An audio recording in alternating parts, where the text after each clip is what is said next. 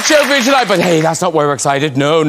Election campaigning officially started this week. Oh, the Labour launch went well. Lib Dems started off brightly. How did it go for the Tories? The Lib Dems are exciting. The Lib Dems unveiled their election battle bus. Oh, goodness. Joe Swinson there. Now, it's very bright and positive, but on the other hand, a little bit showy-offy. You can't win. Hey, can you, Joe? No, seriously, you can't win, Joe. Looks good, though, doesn't it? Big, shiny, going places, just like their party. Here's the Labour one. Now, stop it. A lot of people are saying Jeremy Corbyn is too old and frail to be Prime Minister. I mean, it's so unfair. They'll be saying he's deaf next. I said, they'll say you're deaf next! Yeah. In a campaign speech, Jezza warned about the dangers of doing a trade deal with the US and lowering food standards, didn't he? Yeah, you heard it, yeah. He said that in America, they allow things like rat hair in paprika. I mean, can you imagine? Rat hair in paprika. Hey, they do more than allow it. Yeah, they made it president. Let's get some guests on! Later we'll be meeting the writer of this season's surprise bestseller, Lady in Waiting. That's Lady Glenconner. Yeah. And we'll have music from Mr. Niall Horan. Yeah. But first, he's not only the BAFTA-winning star of the IT Crowd, Travel Man and Crystal Maze, but also a critically acclaimed writer and director. It's Richard Ayoade!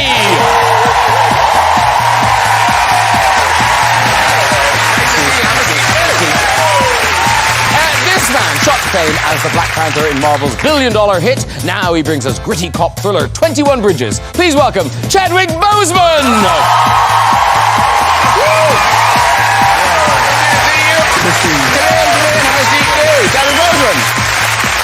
And these are the two new stars of The Crown. She shone in Room with a View, Harry Potter, Ocean's 8 and The King's Speech. Now she steps into the glittering shoes of Princess Margaret. It's Helena Bonham Carter! Woo! Oh, it's shimmery and shiny. Have a seat, too. And how do you follow Broadchurch, Fleabag, and a Best Actress Oscar for The Favourite? Well, you play Her Majesty the Queen, of course. Please welcome Olivia Colman!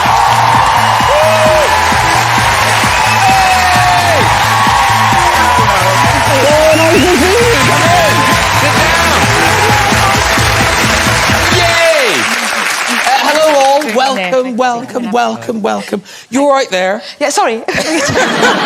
This is like being in sixth form again. Yeah. I asked not to be sat next to someone more handsome than me. Please. I think please. You got please. That, man. Like every school bus I've ever been in. And talking to someone more charismatic. I'm sorry. Dear Rich. Now, ladies and gentlemen, since you were last here, Olivia Colman, I feel like our own Olivia Colman now has an Oscar. I mean, it's so exciting.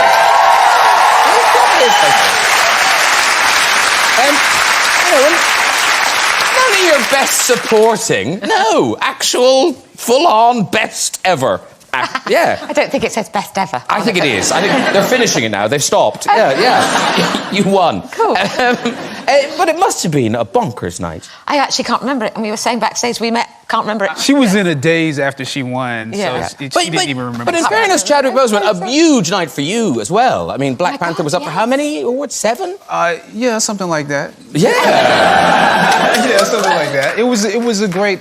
You know, I expected it to be just a normal night. It was like there's a whole bunch of hype about being at the Oscars and being nominated, but there was some magic in the air. It was a real sparkle, you know. Just wish I could remember any of it. Because, Richard, what was it like for you sitting at home? Not at the Oscars. Yeah. It was business as usual. And I look forward to a lifetime of not being there. No, but it must be nice cheering on Olivia, because you guys have known each other for a really long time. Oh, I bitterly resented it. Bitterly. Oh, yes. Well, I, at college, lived next to Olivia's husband. Yeah. It's not a great story, but it is true. It doesn't really have an arc. Yeah. As a story, it kind of ends. Yeah, but it's true. It is true. It's true, but boring. me. And now, Ellen, you've been nominated a couple of times for the Oscars. Yeah, I didn't win them. No, but you got nominated. No, but I still didn't win them. But now, is that why you don't enjoy events like that? No, it's not that. I'm not very good at sitting still, so you have to have your hair and makeup. She's really not. I'm really not good. And so it's and they're long events.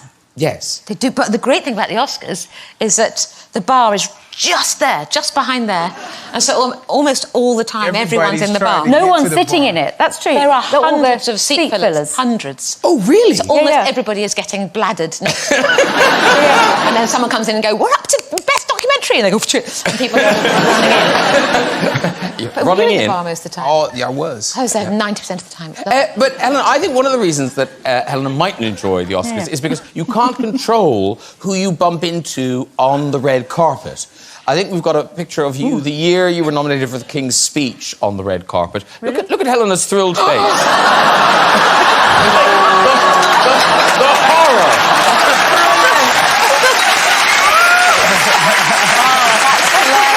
I don't remember that. You sure? No, I don't know. You've just superimposed that. No, there are multiple you pictures. have And what's so funny is there are multiple pictures, and we thought, oh, maybe we've picked an unfortunate picture. No, your face is like that in them all. I got good judgment. That was way before he became Donald Trump, wasn't it? We know what you mean. Yeah, we know what you mean. yeah. Ladies and gentlemen, everybody's talking about Olivia and Helena in The Crown. Season 3 kicks off on the 17th of November on Netflix. And Helena taking over Princess Margaret. Olivia's the Queen. Before we talk about it, let's have a look at the two of you of action. This is Princess Margaret coming back from a triumphant tour of America.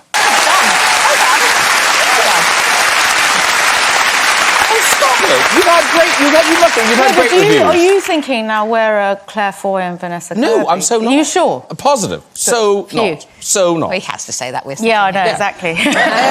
But one, you're both great in it, but two, it's interesting that certainly the first couple of episodes, they do play on this sort of, it's sweet, sort of a sibling rivalry. Even though it's the Queen and Princess Margaret, they're properly kind of at each other. Well, sisters do, don't they?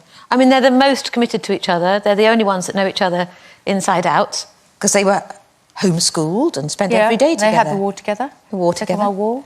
I don't think they spent most of their childhood alone together. So I think. So they knew each other before they were meant to ever be in this position. Yes. I suppose.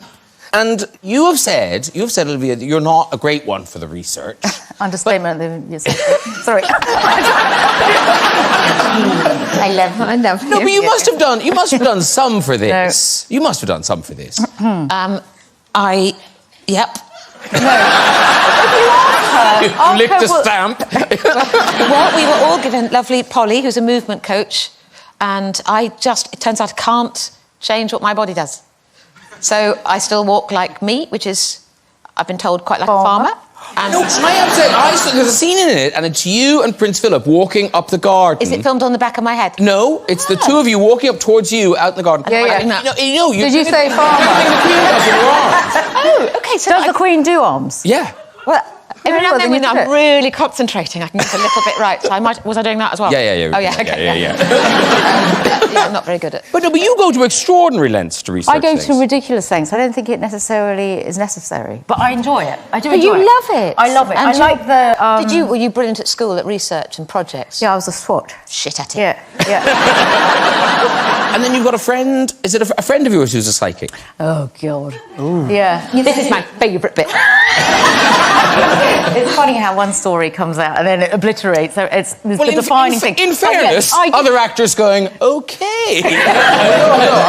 want to hear more. I want to hear... Well, look, I did meet a psychic who's a friend of mine, and I was seeing her. She's got lots and lots of different strings to her bow, and she does healing, and she does other things. But she also has a talent for mediumship. And as I was seeing her for something else, she said, "Oh, Margaret is here. Does that mean anything?" And I said, "Yes, it does." And I suddenly thought, well, I've got... This is before you got... I had been asked to play her. I hadn't actually said yes at that point. And I said, well, yeah, no, actually, if you've got the horse, the horse's mouth, it's in the room. You're not going to say, yes. No, actually, So I said, yeah. And I said, would you mind if I played you? And she said, I prefer you. What she the said, answer was? No, she said, well, no, she did say, I think you're a better idea than the other actor. Ooh. The other idea. The other. Who was the other? They never told me the other possibility. But whether it was true or There's not... the sound of a lone gunshot right now. No. But it was a very typical Margaret thing. Because you had met her. I had met her. She had a way... Oh, yeah, a couple of times. This? Yeah, you see, you didn't ask. But she had a way of sometimes complimenting you and putting you down at the same time. She was... and the fact that she said, oh, yeah, I think you're better than the other, it was just like you never knew where you were with her. Then she came through with another note, which was useful, whether it was true because the psychic was fantastically intuitive or there really was the ghost of Margaret telling me, I don't know, but the note was good, and it said, get the smoking right. Okay. And I smoked in a particular way, and always remember that the cigarette holder is as much a weapon for expression as anything else. And that was a good note. And she was somebody who was innately dramatic. If you're royal, you can't necessarily talk much. You're a walking icon. You're a walking... So she was very, I think, conscious about the silhouette and whatever she did with her body, and particularly with her hands. And so, anyway... Am I waxing? No, I love you. I just don't. You don't believe in talking to dead people? No. I didn't say I'll tell you. But also, the Queen's still alive. The Queen's still alive. Many things I don't I know. believe other people do believe, and vice versa. And we respect our We do. I respect it. And I whatever love you've done, you. it's beautiful in the end anyway. And is this ringing bells with you, Chadwick? Because before Black Panther, you played quite a few real people. Yeah, I had a similar experience actually, not with the medium, but with James Brown, because I had a lot of questions about playing him. In fact, said no to the role a lot of times. But after I accepted it, I was like, well, how are you going to do any of this? The movement, the dance, his walk, his voice, all of it. And I went to sleep one night and woke up just kind of doing the voice. Ooh. And the first thing I said was, and so it's like his voice came out of me, and it was like he said, "You're gonna be good, but you ain't gonna be better than me." Oh. That was great. And Richard Ayoade, you had a kind of weird experience where, in the IT crowd, you thought you were playing a character. Well, I did a lot of research for that part where I play a geek. I went online, and that was it. Also, Graham, who wrote it, he said, I've written a part. It's for the nerdiest person in the world. I thought of you. And so that was that, really. Yeah, there were no voices. I think... Well, it would have been your own voice. Yeah, I said, do you want me to do a voice to be the nerdiest person? He went, no, just yours. So that was it. But Moss is one of those characters that does delight people, and even this Halloween, so people were dressing up as Moss from the IT crowd, and you must have seen this picture. There was a little girl. Do you know this? Well, look, it's a cheap costume. It's a check shirt. Oh no! Don't dash her dreams. I will not. This is a little girl in America, and she's a big fan. And for Halloween, she went as Moss. Oh. Look at that! Look at the watch. She's got the computer, the calculator watch and everything. Yes. That's good, right? The emotional range is too large, though. You need to kind of dial it back a bit. I also spoke to her. I said, you've got to get the... Now, Chadwick Boseman, he brings a great... No, stay on them. No, stop it! 21 Bridges, it's out on the 22nd of November, which is easy to remember. And this is, I have to say, I went into it knowing nothing about it. I knew it was That's the best way to watch it. Yeah, I knew it was called 21 Bridges, and I knew you were in it, and that's all I knew. Everybody, that's all you need to know. I was hoping you'd tell us something else. Is that my cue? Yeah, that's your cue. Okay. Basically, it's a cop thriller. It's one of those movies that... But it's a really good one, I have to say. Thank you. That you would have seen in the 70s, 80s, 90s. They don't make anymore. 8 cops are killed, and I am the detective that's brought in because I am the person who finds and kills cop killers. And so we shut down the city of Manhattan, all of the ways in and out of the city, the bridges, 21 bridges, in order to do this manhunt. And that's all I can tell you because I don't want to give anything else away. Here's an odd thing. It wasn't always called 21 Bridges. It was called 17 Bridges first. They built 4 since. They did not build 4. No, they didn't? Like, we were in the middle of shooting. Sorry. No, you think, yeah. I can't do math. And they came and they said, I think we got the number of bridges wrong. Oh, no. And I literally had my whole speech about how we're supposed to shut down the bridges. And I was like, well, how many do I say? Do I say 18, 19, 20? So they had to do this whole thing where they were like counting. How could they have got that Did not wrong? do that before. That's what I said. It does seem like... It's all pretty basic. I've just gone on Google Maps. I thought that too. Yeah. But it's way more complicated than that because there's like actually... You've got his interest now. Yeah. I thought Google Maps had it covered. There's over 100 bridges actually in the city, but we're talking about the bridges that go in and out of the city. Off the island? Yeah, in and off the island. It's more complicated than you think it is. So it was really hard to count it, and we didn't want to get it wrong. No. It was really hard to count it. Yeah. Was it? It was. It was. No, it's not that easy. It's not as easy as you think it is. We've got a clip. This, oddly, I think this is probably the speech you're talking about. It is. This is the speech. Yeah, this is you as Detective Davis laying out your cunning plan. Yes. Here we go.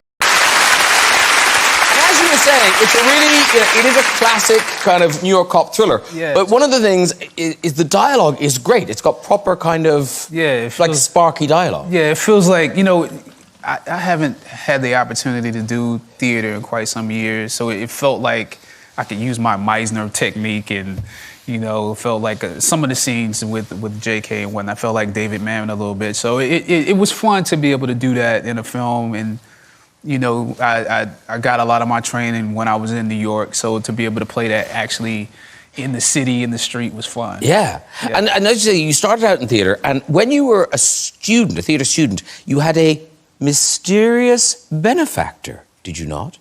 Oh. Great expectations. Yes. I went to, I did a summer exchange at the British American Dramatic Academy at Balliol College in Oxford. I didn't have the money to pay for it, but one of my teachers at that time she would come in for a weekly class, Felicia Rashad, who a lot of people know from The Cosby Show. She would come in and do a class at Howard. And so she wanted us to, audition for this program. And, it was 9 of us. She got some of her friends to pay for it. And so my benefactor ended up being Denzel Washington. Wow. And so, I found that out. Proper goosebumps. Did you pay him back? You sound like him. Sorry. You sound exactly like him. So, the funny thing is he showed up at the New York premiere of Black Panther, and I had never told anyone, about that. Oh. And, he comes in the back, and he thinks he's sneaking in, and Ryan Coogler, the director, we're there, and I'm like, it's great to meet you, big fan of your work. Just wanted to tell you thank you for paying for me to go to Oxford. And he was like, oh, you owe me money, Yeah. But also, and after Black Panther, you can pay him. There, yeah. I just did a movie that he produced, and so he got me cheap, And talking of Black Panther, the next one, when is the next one? When are we going to see 2022, that's when it will come out. And, so we have some time to prepare it. Wow. Get ready for You've that. already filmed it? No, we haven't. No, Oh, we I see, haven't I see. filmed it. Yeah. 2022? That's when Yes. But 2022. Yes. All right. All right. Don't know how it all works. We're not going backwards in time. We're going like Black Panther, it must be amazing to be part of a $1 billion movie anyway. But that movie, it was such a kind of, it seemed like a kind of cultural game changer, that it kind of opened up worlds. Yeah, it's for me, it's sort of hard to grasp because you know, Halloween, you seeing people dress up, like we just had that, seeing people dress up as all of the characters and dress up as you, it's kind of overwhelming. Like I try to forget about it in my day-to-day life, but you're doing your regular routine, but I can't really go anywhere now and not see it, have people sort of remind you of it. So it's fun, and it's also like sometimes a little too much. Well, but the Wakanda Forever thing, that must, I mean, I'm sure it was very exciting when it started. Right. But you mean like the yeah. So we've got pictures of you. I think this is kind of your journey of Wakanda Forever. So here you are, loving it. Oh, so fun. Let's all do Wakanda Forever. Then we've got one where yeah, okay, let's just do it. Yes, okay, yes, I'm doing it for you. And this is the other end of Wakanda Forever. Yeah. Over it. Moving on, because Richard Ayoade has written a book. Yes. Wow. Thank you. Loving the books. Wow. And if you all look under your seat. There's nothing there. Now, it's called Ayoade on Top. And yes. Before we talk about it, I'm going to say, because it's true, it is a really funny book. I say that because it may not be initially apparent when you start talking about what it's about. Yes. Thank you for preempting my poor salesmanship. Because I tend to put people off anything that's to do with me. So, yes, well, you're very kind to say that. It is very funny, but now you need to tell people what it's about. OK, and let me do some damage now. So, to say, it is about a Gwyneth Paltrow film called View from the Top, in which she plays a stewardess. This is the poster. This is the poster. Have you all seen that film? Have you seen this film? Is it true? I saw it. No, it's a real film. I saw it. Yeah? Yeah. Yes, it's a real film. I haven't seen it. Well, buckle up. Do I need to see it? Literally. to read it. Literally, you do not need to. If you've seen any film, you have seen this film. Oh, It is very similar to all films. Gwyneth Paltrow plays a blue-collar worker. I don't know what research she did. Maybe she went into Whole Foods once. And she dreams of becoming an air stewardess. She becomes one. That's the film. But here's the dilemma. Can she be an air stewardess and maintain a loving relationship with Mark Ruffalo? oh yeah. No. The demands of being an air stewardess are too onerous. Mark Ruffalo? She's got to hand out salty nuts. There are little blowy things she's got to demonstrate. It's a nightmare. So they break up for a while. What should she do? You're literally the opposite of on the edge of your seat. I'm sorry. You're so You're like this. Stop telling me the story. Stop it. She manages to reconcile with Mark Ruffalo. Oh. Happy ending? Despite the salty nuts. The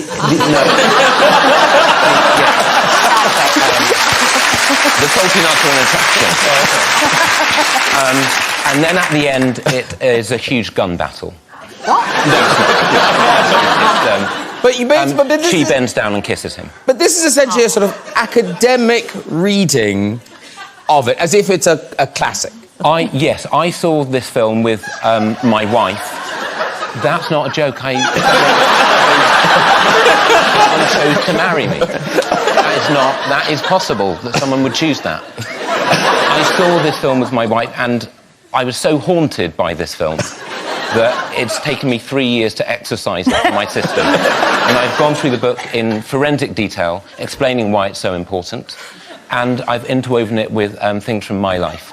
It really is so important to give this film the respect it deserves. Because people haven't seen it, people aren't discussing it. Can you believe this is the first book about this film? The first one. Atrocity. People aren't taking it seriously, Graham. It's a whole book. And we need to have a conversation about this film. But also, as you say, you do weave in other things. There's a beautiful evocation of your childhood Christmases in Ipswich. Yes. And they celebrate Christmas in Ipswich to this day. They still do. My mother liked the house very clean for Christmas. We would have to clean everything before presents were given out, which was on Christmas Eve. My mother was Norwegian. But it really was a ruse just to really amp up the housework. And she baked a lot of biscuits, Christmas biscuits, which I found out aren't a thing. No, she just When you say biscuits, do you mean biscuits or, I needed or do you mean energy. cookies? Cookies. No, Cookies. cookies. Okay. You're on my turf now, Chadwick. I'm just... Biscuit. Okay, I'm just trying to understand what you mean. Because we put out biscuits for Santa Claus. Okay. Okay, yeah. Well, we call them cookies, though. I needed the biscuits to have the energy to clean the house. Can I just ask, what does Gwyneth know about it? Does Gwyneth know about this? Yeah. She's not emailed me as yet. But I don't know. She may be, you know, in the middle of a cleanse. We don't know. Very good. Right, it is time to meet my next guest. This lady has had an extraordinary life of privilege, but also drama, including 30 years as friend, confidant and lady-in-waiting to Princess Margaret. Her life story has now become a best-selling memoir. I'm delighted to welcome Lady Glenconner. Oh, you're there. You're there already. Hello. Lovely to see you. I'm so pleased to see you. Come in and sit down. Olivia Colman. You know Helena. I know Helena. Of course you know Helena. Chadwick. How do you do? And Richard. Have a seat, do. Ooh, lovely. Lovely. So nice to see you. Thank you for being lovely. I'm so excited. I can't tell. All my life I wanted to be on the red sofa. Well, here you are. I know. Wow. No, because we met on the radio and we did a lovely chat, and then because Olivia and Helena were going to be here, I just thought what a great opportunity to have you yes, on. because we're Norfolk girls. Yes! I mean, we've got something tremendous in common. Yes. And did you live in North Norfolk? Yes. You did? So you know Holcombe? Yes. Oh. This is so exciting. I always wanted to ask, is that how you say it? Holcombe? Yes. Yes, how do you say it? Holcombe. Exactly. You know when people say hokum and miss out the L? No, well, that's wrong, but one can't... And actually, we should explain that Lady Glenconner is going to be not you sort of are a character in The Crown. Yes, I have somebody playing me. Yeah, Nancy Carroll. Yeah. Yes, And she's my best friend. Good. I mean, not in real life. No, I mean in the... But I mean, you were I great thought friends. I might have to curtsy to you when I came on. And then I think thought you that was a should. bit cheesy. No, I don't think it's cheesy. Should we try it? But talking to Helena about The Crown kind of sparked the idea for your book. Well, it did, absolutely. Because, Helena, I haven't seen you as Princess Margaret, don't but worry. I have a feeling you're absolutely marvellous. She's an amazing woman. No, I mean, my book also was partly written because I was so fed up with people writing about horrible things about her, and they never met her. And I wanted to sort of show actually she was a huge and wonderful friend to me. But now, the book is called Lady in Waiting, My Extraordinary Life in the Shadow of the Crown, and it's out now. And it's interesting because, in fact, I think people might be drawn to it because of the royal connections and because of Princess Margaret. But as I was saying, you know, it's your life that is amazing. I'm so glad you've said that, Graham, because everybody always asks me questions about the royal family, and it's actually my book. Yeah. So I'm struggling back there. No, but your life is beyond. I mean, it's quite a mad life you've lived. Yes, I think it probably was. I thought it was quite normal, actually, until I It's read not. the book. It's really not. No, I think it was, and I was very surprised when people are so amazed by it, you know. And part of the central, I suppose, story of the book is your marriage to Lord Colin. to Colin. And, I mean, quite early on... I mean, I know what you're going to ask me. What my mother told me about sex. Oh, I wasn't, but... Only Feel free. I thought that's what you were sort No, of... no, no, no. Oh, come on, tell us. Well, yes, absolutely. Well, I was 11 and I was being... my mother was taking me to boarding school for the first time, and I suppose she felt she had to tell me something, you know. And she said... Boarding school? 11? Is that what happened? The thing was, she said, you know when Biscuit was her dog... Biscuit? When blood... It's also a dog. Well, when blood comes out of Biscuit's bottom, Yes. that's what's going to happen to you shortly. And also, when Daddy's Labrador gets on top of Biscuit, that's going to happen when you get married, but you'll probably be lying in a bed. And that's all I'm saying. I must have some water. Is this my... Yeah. Yes, that's yours. I may have to have a huge thing of vodka. Well, that, in a way, it prepares you for life. Well, it sort of did. Do you want me to go into my honeymoon now? Yeah. Please do. Please do. We're on a roll, Lady and Connor. Well, Chadwick looks shocked. I do, because the thing was that when I wrote this book, people thought it was going to be a little lavender sort of scented memoir. And I said, well, actually, I'm afraid it's not going to be. And then everybody said, oh, I'm going to buy it for my mother. And I said, well, I'm not sure. I do hope your mother's broad-minded. I've sent it to mine. Well, I think mothers are rather broad-minded. Yes. Anyway, Colin and I had the most fantastic wedding at Hoke. I was treated as a son. There were 3 tents, I had 3 wedding cakes. And Tony Snowden took my wedding photographs, and my father rather rudely called him Tony Snapshot, which I think he actually never forget. And anyway, there I was, having had this amazing wedding, wonderful wedding dress and everything like that. And we were going to Paris for my honeymoon, and we arrived very late at night at the Lottie Hotel, and went up to the, I imagine, the sort of bridal suite. Well, he lay down and went to sleep. And that was my honeymoon. I mean, well, I'm longing for a night of passion, you know. Anyway, so, and then the next day we went to the Louvre or something. And then Colin said, I'm frightfully bored by that. And then Colin said, well, I've got a great treat for you. And so I was absolutely thrilled. I thought dinner at the Ritz, you know. And I put on my best dress, all that sort of thing. We got into the car. And I did rather see, I saw the Ritz miles away, but off we went to the outskirts. And we stopped at this really seedy hotel. And my heart sank. I thought, up we went to this room, and there were 2 seats. They were wing-backed velvet seats. And so I sat, and on the bed were 2 really disgusting people making love. I was sort of squelching about, and I didn't know what to do. So I sat back in my chair, closed my eyes, and I simply didn't want to look at Colin. I didn't know what he was doing. You know. Anyway, I sat there, and then they kept on saying, would you like to join in? And I said, well, look, it's very kind of you, very kind of you. It's terribly kind of you, but I really don't know, no thank you. And eventually, thank God, they finished what they did.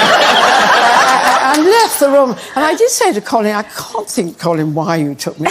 Why you thought... And he said, I thought it might have... You know, I was a virgin, you see, because we all... Well, and I didn't think Colin ever made love to a virgin, because he used to go off to... it was a brothel. Your father probably... You'll know it, Helena. You know. Very upmarket brothel. Yeah. And so, I think it was safe to say Colin was a colourful character. Well, he was. I mean, he was wonderful in lots of ways, but he did have this terrible temper. Yes, but also very impulsive. I mean, he bought the island of Mustique. Yeah, well, he certainly did. He didn't land there. He just sailed round. And then I went the next year. I thought he was completely mad. But he did transform, sort of with the help of Princess Margaret, it into this billionaire's playground. Princess Margaret, you came... your character, you came on your honeymoon. Wasn't it my present? Yes, and we hadn't given you a present. And Colin said, would you like something in a little box, or would you like a piece of lamb? And so, oh, she said, a piece of lamb. And then we didn't hear anything until her marriage started to go wrong. And she rang up and said, you know, did you mean what you said? Have I got a bit of lamb? And we said, yes, and a house, she said. So Colin, Colin took a deep breath and said, yes, ma'am, OK, a house. And in the book, I think we see a side of Princess Margaret that we don't know. You talk very movingly about her reaction when your second son was diagnosed with AIDS. Well, yes, I mean, this is one of the things that, you know, people don't know about. My second son, Henry, got AIDS, and in those days, it was in the late 80s. People didn't know how you caught it. People were terrified.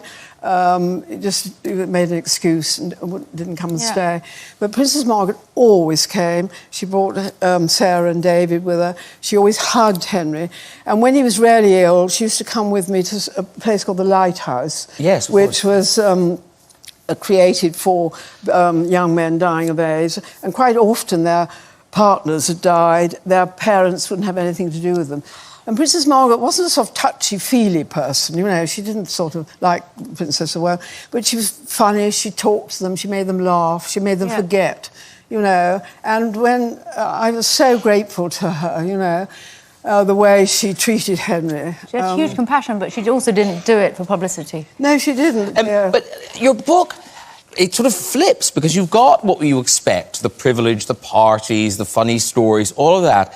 And then you talk about your son Henry, but in a very short space of time, you had your son Henry with AIDS, Charlie with the heroin. And then, he's here tonight, is Christopher, who had the most appalling accident in Belize on a motorbike during his gap year.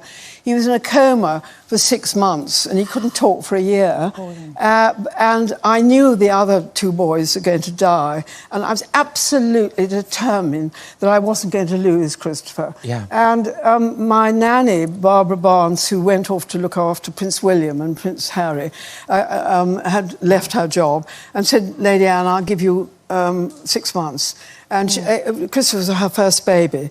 And so she came and we did all sorts of things. We wrote an article for The Lancet about how, as lay people, we felt that how you should treat, you know, people in comas. And I don't know where Christopher is, but he's sitting here somewhere. Where's Christopher? Oh, there he is. With his daughter. Oh, fantastic. That's amazing. It's fun.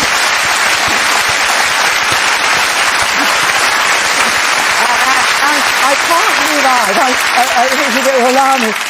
My twin daughters are here, and it's their birthday today. Oh, happy birthday, twins. There they are. Amy and May. Amy and May. Happy birthday. Their birthday's tomorrow, so it fits in rather well. Yes, but here's the thing. So you've had this extraordinary life. You've now relived it all and gone through it in this book. It's not like going to psychiatrist. Yes, but are you enjoying this bit? Are you enjoying stepping out into the spotlight? Well, I'm 87, and I've never had such a good time in my life. Well, it's been a delight, a delight. Good luck with the book. Lady Glenconner, everybody. It's been so lovely to have you on. Right, time for music. This man's debut solo album, Flicker, went straight in at #1 and has since racked up a whopping 3.5 billion streams. Now he's back with a brand new song, performing Nice to Meet Ya, it's Niall Horan! Seriously good. Well done, well done. Very good. Come in, have a seat there. Hello. Richard Ayoade, Chadwick Boseman, Helena Bonham, Olivia Colman, Lady Glenconner. Hello, ladies. How are you?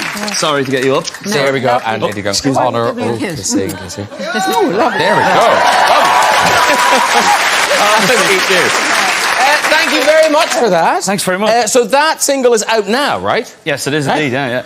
Now, we thought we knew what you were doing. We thought, oh, Niall's the acoustic one. That's him. He's got his guitar. But you've gone all electric and strummy and stuff. Yeah, I suppose I got a little bit confident off the success of Slow Hands and just went for it a bit more. But yeah, it's just been good to kind of rock things up. Yeah. And now with this second album that I'm bringing out, it'd be nice to have the mix of the slow acoustic stuff and this crazier stuff when I go on tour. Well, it sounds great. It sounds really good. Very much, appreciate it. But now, you did take some time off, didn't you? Yeah, I took about 3 or 4 months off, chilled out for a little bit, and then started writing the songs again. And But is this when you started your business? yeah, I started a golf management business. Woohoo! Yeah. That sounds so cool. I know, Rock and roll. sexy rock. But you are a big fan of golf. You love Yeah, golf. I love golf, and I wanted to kind of help young up-and-coming golfers in whatever way I could. So started a company about 2 years ago, basically, but it's kind of kicked on this year. Yeah. And we've got some up-and-coming young men, young ladies, and they're all doing really well. And we've had a few European tour wins this year, and it's been, quite a success. That's fantastic. Yeah, well done. It's such an unusual thing to do. Niall Horan, you're going on tour of America. You're touring America. Yes. But is that prior to a tour here, or? Yeah, it'll be the agents and all the people that do that stuff are sticking all the dates together. But this is You the tour and for Lewis them. Capaldi. I mean, it's really posh. It's a very posh tour. Not the most well-spoken tour of all time. But I felt coming out here tonight, I felt like I should have got elocution lessons or something just to be a part of this conversation. I'm here. You're fine. I'm fine. Please. Listen, good luck with the tour, and thanks for that brilliant performance. Niall Horan, everybody. That is nearly it. But before we go, just time for a visit to the big red chair. Now, I have to say, I was nervous about this section, but having heard your honeymoon story, not so much.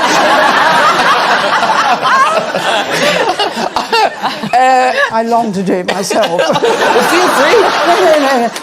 No. I might just put my hand on it. Yes. So I can say that I have my hand on Yes, yeah. that. Feel free to flip them. Oh, seriously. You've written a book. What have they done? Nothing. Okay, so hello. Who have we got? Hello. Hello. Okay, now focus, everyone. Focus. Okay. Sorry, I'm trying to focus the couch. What's your name, sir? I'm Sam from New Zealand. Oh, New Zealand. We like New Zealand. We like New Zealand. He just clapped himself. Well, you know, he's from New Zealand. He's excited. I'll just sit there. Sorry, what'd you get flipped for? What? Yeah, whatever. Yeah. Okay. Wait. Sam, I'm so sorry. Okay, focus, everyone. Focus. Okay, Sam. So, I know, really, I would really gather yourself. All right. Okay, just go with your story. Okay. So my story actually involves one of your guests, Graham. Helena. Yeah. Helena. So yeah, my mum's a nurse, and she used to live in London. She told me not to tell the story, and she's probably going to kill me now. But No. You want to bet? She told me not to tell the story. Helena, you decide. Can we I'd like to bring him back. Yes, we want to hear. Okay. Okay, you're good, Sam. You're golden. Okay. Okay, here you go, Sam. So your mother told you not to tell the story. Long story short. Helena's in it. Go. Okay. She's in it. Mum was a nurse, and she actually used to look after her father for a while when they lived above the flat. And anyway, Mum would have a key and she'd go up every now and again. I think one time she was actually in the bathroom and she heard someone singing around, and so she opened the door, and Helena's dancing around naked, dancing to some sort of song. And yeah, that's where my mum first they kind of met, and you know, that's it. No.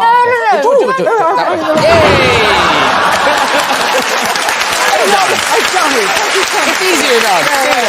That really is all we've got time for tonight. If you'd like to have a go in that red chair yourself and tell your story, you can just contact us via our website. This very address. Please a huge thank you to all of my guests tonight. Niall Horan, Richard Ayoade, Chadwick Boseman, Lady Glenconner, Helena Bonham and Olivia Colman. Next week, as I said, is Children in Need, but we'll see you the Friday after that. Well, my guests will include Hollywood star Elizabeth Banks, comedy great Ricky Gervais, and Queen of Pop Kylie Minogue. I'll see you then. Good night, everyone. Bye.